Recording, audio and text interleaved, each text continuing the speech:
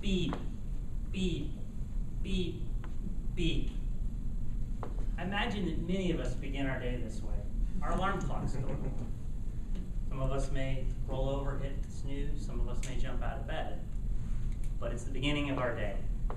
We get up, we go to work, we come home, we do something, we go to bed, we get up. Day by day, week by week, year by year. A very common cycle that we get into. But do we ever step back and ponder? Where is our life going? Are we happy? Are our relationships with our families, our friends, our colleagues healthy and a source of enduring happiness? Are we happy with our careers, where we're going with our careers? These are deep questions. And they really culminate into, how do we measure our life? Clayton Christensen wrote a book, New York Times bestseller, and he explores this idea of how do we measure our life. And he breaks it up into three main areas. His thesis is that we evaluate our happiness from our friends, family, and our colleagues. That's the central tenet. The next one is, how do we measure our lives with regards to our careers, which for many of us is a major portion of our life. And then the third aspect that he looks at is integrity. And where do we stand from perspective of integrity? And I pondered these three tenets after I read this book. And I thought, really, integrity is the number one aspect. If you don't have integrity, how can you measure anything in your life if you aren't on a solid basis when it comes to integrity? So when we talk about integrity, what do we mean by that? What is the definition of integrity? To me, integrity is honesty, and it is holding yourself to high moral platitudes and not allowing that to wane as we hear different messages in the media, when we have pressures from our friends, when we have pressures in business, we have pressures from our family. That is the true essence of integrity.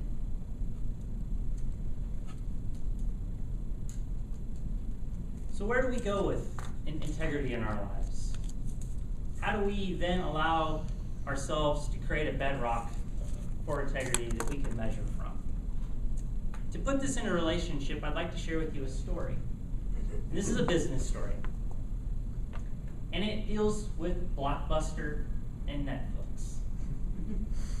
In the 90s and early 2000s, Blockbuster was an eminent business when it came to movie rentals. Many of us have gone there and rented a movie. The business concept that Blockbuster put in place was one where a customer would come into the store, they would find their video that they wanted to watch that night, go to the counter, they'd check that out, and they would go home.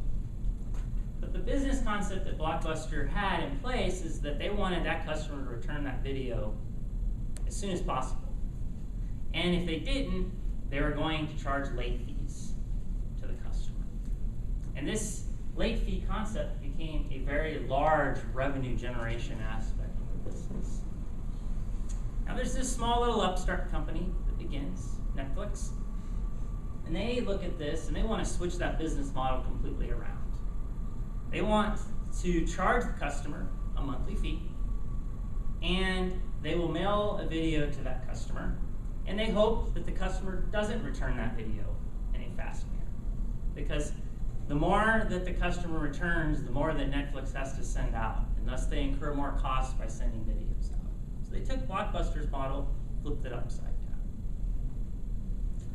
Now, Blockbuster's just raking in money. They really are not paying any attention to Netflix. And Netflix is continuing to grow in prominence and success. Eventually, Blockbuster sees, hey, this little upstart over here is actually starting to do pretty well. We may need to be concerned about this. From there, they looked at this situation from a very common perspective in business, from a marginal revenue and marginal cost perspective. It's a very common technique that they teach in business school. Ignore sunk costs look at the situation from a marginal perspective. When they looked at Netflix, they saw a company that had very little margin comparatively to the margin that Blockbuster had. They were looking at it from a lens that was very small incremental cost to competing against them. And they ignored them. They said, this is not a business that it's going to be that big of a deal to us. But we all know how it ended. Through that decision, through that incremental cost decision, that marginal analysis that Blockbuster did, we were not seeing the full cost of that decision. The full cost of that decision was the whole business. They went bankrupt. They had nothing by making small marginal analysis decisions. So you're sitting here wondering, why is Mitch telling us about Blockbuster and Netflix? And how is this going to tie back to how we measure our lives, how we look at integrity? When we go through our lives on a daily basis, we're bombarded by messages, we're bombarded by decisions, we're bombarded by instances where we could allow for our integrity to slip.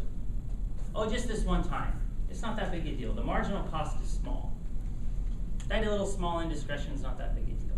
That business dealing, I can let that happen. This interaction with my family, that's okay. Not that big a deal. That small marginal cost is small. But when we put that in the lens of Blockbuster and Netflix, Blockbuster did the same thing. They were looking at a marginal cost perspective of a decision. It may have been very small to those executives, and they may not have saw the true implications of that. But if we allow that to happen when we talk about integrity, those small little indiscretions, those small little lapses could eventually culminate into moral bankruptcy. The essence of integrity is to not allow it to wane, to hold on to it, to keep true at all times. So the next time you're thinking about a decision, hold on to that marginal idea that if you allow yourself this one time to lapse, to do something that you wouldn't normally do, or to go against your moral platitudes, it can have a major implication. So, from a measurement perspective of life, a solid bedrock of integrity is the bedrock of which you can then begin